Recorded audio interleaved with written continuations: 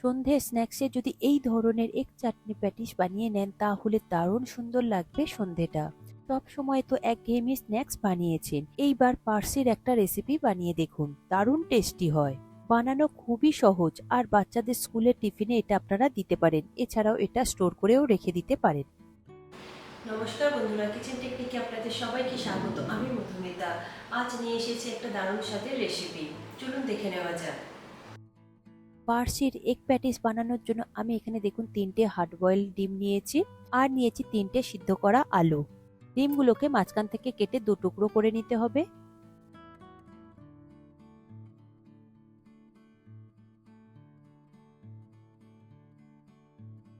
দেখুন ডিম আমার কাটা হয়ে গিয়েছে। এরপরে এগুলোকে আমি একটা প্লেটের মধ্যে তুলে সরিয়ে রাখবো।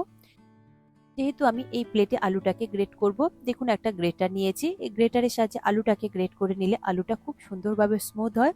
তবে হাত দিয়ে মেখে নিলে একটু গোটা গোটা রয়ে যায়, তাই আমি গ্রেট করে নিচ্ছি। এটা আপনারা করবেন, খুবই সুবিধে হবে, আলুটা খুব সুন্দর স্মুথ হবে। আলুটা যদি এইরকম স্মুথ হয় তাহলে কিন্তু প্যাটিসগুলো খেতে খুব সুন্দর লাগে। আমি এইরকম ভাবে আলুগুলোকে গ্রেট করে নেব। দেখুন আমার সমস্ত আলু গ্রেট করা হয়ে গিয়েছে। দেখুন কতটা স্মুথ হয়েছে, একদম হাতের সাথে মিশে যাচ্ছে। এরপর এর মধ্যে কয়েকটা উপকরণ মিশিয়ে নেব। প্রথমেই দিয়ে দেব 2 টেবিল চামচ ব্রেড ক্রাম্বস, আর দিয়ে দেব 2 টেবিল চামচ কর্নফ্লাওয়ার। সঙ্গে দিয়ে দেব স্বাদ অনুযায়ী নুন, আর দিয়ে দেব 1 চা চামচ গোলমরিচ গুঁড়ো। এরপর আলুর সাথে খুব ভালো করে মেখে নিতে হবে। এতে করে আলুটা খুব সুন্দরভাবে টাইট হয়ে যাবে আর ফেটে যাবে না।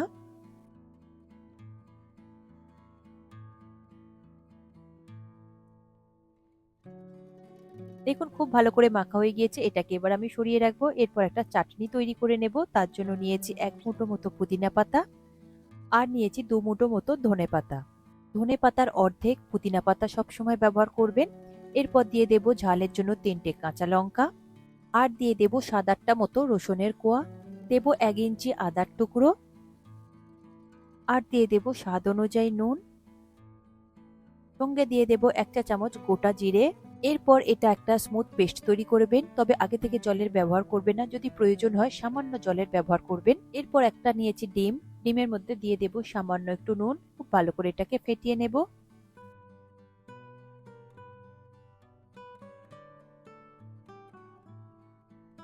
দেখুন ডিম ফেটানো হয়ে গিয়েছে। এরপরে নিয়েছি একটা বোলের মধ্যে ব্রেড ক্রাম্বস, আপনারা প্রয়োজন মতো নিয়ে নেবেন। এবার প্যাটিসগুলো শেপ দিয়ে নেব। তার জন্য আলুটা নিয়েছি, দেখুন হাতে অল্প করে আপনারা তেল নিয়ে নেবেন, এতে করে আলুটা আর হাতের মধ্যে লেগে যাবে না। দেখুন পরিমাণ মতো আমি আলু মাখাটা নিয়ে নেব। এইভাবে আমি লেচিগুলোকে কেটে নেব।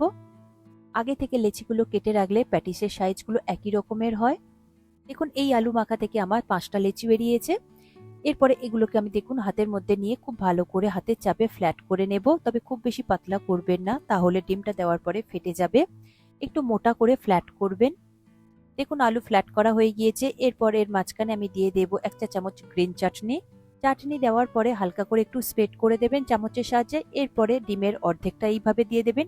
ডিমের কাটা অংশটা এইভাবে চাটনির দিকে দেবেন। এরপরে এইভাবে আলুটাকে খুব সাবধানে এইভাবে গোল করে নেবেন।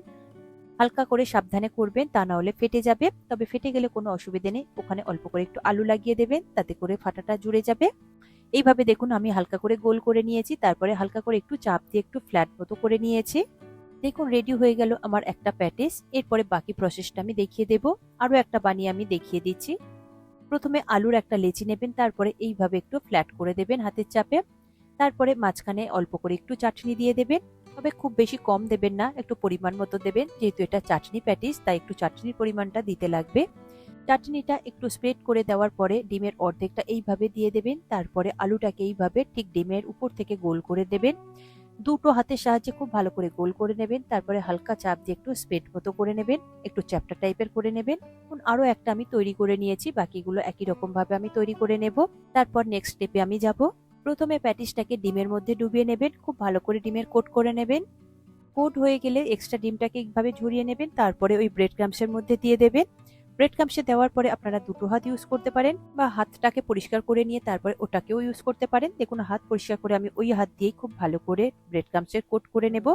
ব্রেড ক্রাম্পসটাকে খুব ভালো করে উল্টে পাল্টে কোট করে নেবেন যাতে সব দিকটাই ব্রেড ক্রাম্পসটা সমানভাবে লেগে যায়। এরপর ওই প্যাটিসটাকে হাতের মধ্যে নিয়ে খুব ভালো করে একটু শেপ দিয়ে নেবেন। এই প্যাটিসটাকে একদম গোল করবেন না কিংবা ডিম শেপে করবেন না, এটা এরকম একটু চ্যাপ্টা টাইপের করবেন, দেখতে আর খেতে দুটোই বেশ ভালো লাগবে। এখন একটা রেডি হয়ে গিয়েছে, প্লেটের মধ্যে রেখে দিয়েছি। আরো একটা বানিয়ে আপনাদের দেখিয়ে দেব। প্রথমে ডিমের মধ্যে ওটাকে কোট করে নেবেন, এক্সট্রা ডিমটা ঝরে গেলে তারপরে ব্রেড ক্রাম্পসের মধ্যে দিয়ে ব্রেড ক্রাম্পসটাকে খুব ভালো করে লাগিয়ে নেবেন। এগ প্যাটিস গুলো ডবল কোট করবার কোনো রকম প্রয়োজন নেই, এই সিঙ্গেল কোট করলেই তাতেই খেতে খুব সুন্দর লাগে, মুচমুচে হয়। এরপরে দেখুন দুটো হাতের সাহায্যে খুব ভালো করে একটু শেপ দিয়ে নিচ্ছি আর হালকা করে একটু চ্যাপ্টা টাইপের করে নিচ্ছি। দেখুন রেডি হয়ে গেল আমার আরো একটা এগ প্যাটিস। একই রকম পদ্ধতিতে বাকিগুলোকে তৈরি করে নেবেন। দেখুন আমার এখানে 5টা প্যাটিস তৈরি হয়েছে, তৈরি করে নিয়েছি। এরপরে এগুলোকে আমি ফ্রাই করে নেব। তবে আপনারা চাইলে এটাকে 1 ঘন্টা মতন যদি নর্মাল ফ্রিজে এয়ারটাইট কন্টেনারের মধ্যে রেখে দেন তাহলে এগুলো কিন্তু ভাজবার সময় আর ফেটে যাবে না। তেলটা আমি আগে থেকে গরম বসিয়ে দিয়েছি, তারপর তেলটা গরম হয়ে গেলে মিডিয়াম ফ্লেমে এগুলোকে দিয়ে দেব। 3টে আমি একসঙ্গে খুব ভালো করে ভেজে নিচ্ছি আর উপর থেকে একটু তেলের ছিটে এইভাবে দিয়ে দিচ্ছি, এতে করে উপর থেকে খুব সুন্দরভাবে ভাজা ভাজা হয়ে যাবে। এইভাবে উল্টে পাল্টে হালকা লাল করে একটু ভেজে নেবেন, তবে এগুলোকে খুব বেশি কালো করে ভাজবেন না। দেখুন প্যাটিসগুলো আমি বেশ উল্টে পাল্টে বেশ গোল্ডেন ব্রাউন করে ভেজে নিয়েছি। তবে গ্যাসের ফ্লেমটাকে কিন্তু লো টু মিডিয়াম ফ্লেমে রাখবে, হাইতে দিয়ে ভাজবেন না, তাহলে উপর থেকে খুব বেশি কালো হয়ে যাবে। দেখুন আমার ভাজা হয়ে গিয়েছে, কালারটা খুব সুন্দর এসেছে। এরপর এগুলোকে আমি নামিয়ে নেব একটা প্লেটের মধ্যে। কিরকম ভাবে বাকিগুলোকেও ভেজে নেবেন। দেখুন আমার সমস্ত ভাজা হয়ে গিয়েছে, দেখুন কত সুন্দরভাবে এসেছে আর উপর থেকে ভীষণভাবে মুচমুচে হয়েছে আর ভিতর থেকে তো আলুর পুর রয়েছে যেহেতু, তাই ভীষণই সফট হয়েছে। তবে এটা আমি আপনাদের কেটে দেখিয়ে দেব যে ভিতর থেকে কতটা সুন্দর দেখতে হয়েছে। দেখুন একটা ছুরির সাহায্যে কেটে নিয়েছি, ভিতর থেকে দেখুন কতটা সুন্দর দেখতে হয়েছে। মোটা করে আলুর পুরও রয়েছে আর সঙ্গে চাটনিটা বেশ অনেকটা রয়েছে। যেহেতু এটা চাটনি প্যাটিস তাই চাটনির পরিমাণটা আপনারা একটু বেশিই দেবেন। এটা আপনারা গরম গরম সার্ভ করবেন, খেতে কিন্তু অসাধারণ হয়, উপর থেকে যেমন মুচমুচে আর ভিতর থেকে ভীষণই নরম। তবে এটা আপনারা কোনো রকম সস ছাড়াই খেতে পারবেন, দারুণ সুন্দর লাগে যেহেতু এর মধ্যেই চাটনি রয়েছে। তবে আপনারা চাইলে এটা টমেটো কেচাপ দিয়েও সার্ভ করতে পারেন, তবে সেক্ষেত্রে স্বাদটা একটু অন্যরকমই আসবে, যেহেতু এর মধ্যে যে গ্রিন চাটনি রয়েছে তার ফ্লেভারটা সম্পূর্ণ অন্য রকমের। এটার জন্য এই প্যাটিসটা অসাধারণ খেতে লাগে। আপনারা নর্মাল ফ্রিজে 1 সপ্তাহ থেকে 10 দিন মতো স্টোর করে রাখতে পারবেন। ব্রেড ক্রাম্পস লাগানোর পরে এয়ারটাইট কন্টেনারের মধ্যে রেখে দেবেন, দিয়ে নর্মাল ফ্রিজে কিংবা ডিপ ফ্রিজের মধ্যে রাখতে পারেন। তারপর যে কোনো দিন সন্ধ্যাবেলা আপনারা ভেজে নিতে পারেন কিংবা হঠাৎ কোনো বাড়িতে গেস্ট আসলে ঝটপট এটা আপনারা ভেজে দিতে পারেন, দারুণ সুন্দর খেতে লাগে, সবাই ভীষণ পছন্দ করবে। এই রেসিপিটি আপনাদের কেমন লাগলো কমেন্টে অবশ্যই জানাবেন, আর যদি ভালো লেগে থাকে তাহলে লাইক শেয়ার করবার অনুরোধ রইল। সাথে এই রকম সব নিত্য নতুন রেসিপি পাওয়ার জন্য কিচেন টেকনিককে সাবস্ক্রাইব করে রাখবেন।